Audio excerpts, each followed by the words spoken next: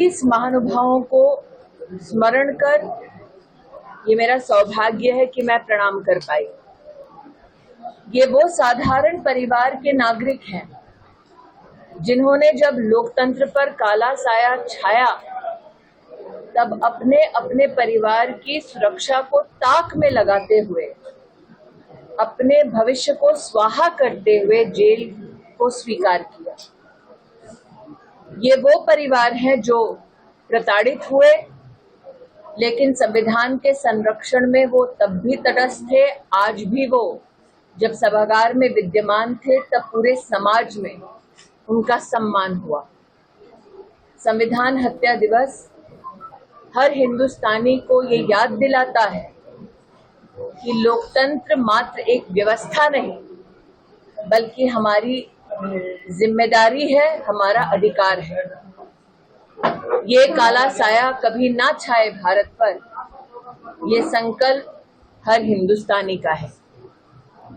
इसी संदर्भ में आज बीकानेर में जो कार्यक्रम किया गया उसमें देवतुल्य नागरिक जो पधारे, जिन्होंने हमारे इन सेनानियों का सम्मान किया, उनके प्रति भारतीय जनता पार्टी की ओर से, संगठन की ओर से मैं आभार वंदन करती हूँ।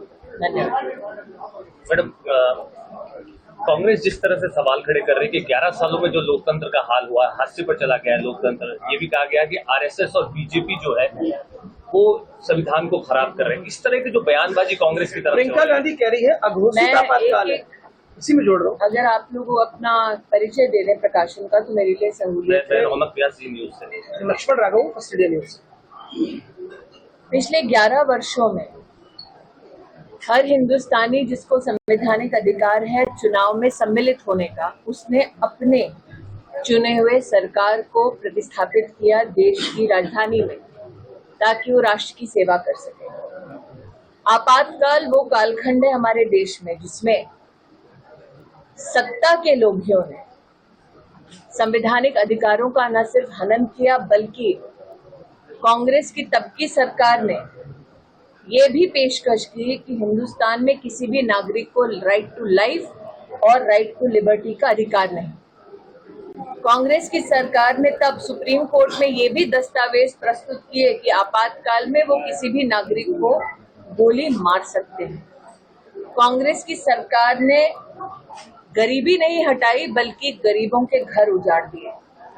अपने इस कड़वे इतिहास को छिपाने के लिए आरोप प्रत्यारोप की जो राजनीति कांग्रेस वर्तमान में कर रही है वो स्वाभाविक है, लेकिन ना इतिहास उनको कहीं ना कहीं माफ करेगा, ना संविधान, ना देश।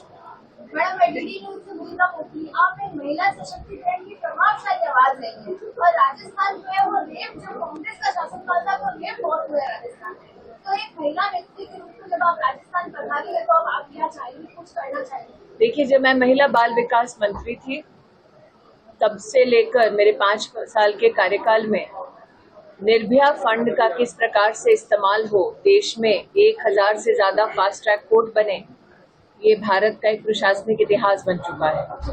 प्रधानमंत्री के निर्देश अनुसार देश में तब 700 से ज्यादा वन स्टॉप सेंटर्स बने, 35 से ज्यादा महिला के लिए हेल्पलाइन बनी, जिसमें करोड़ों महिलाओं को सहयोग मिला, न्याय मिला।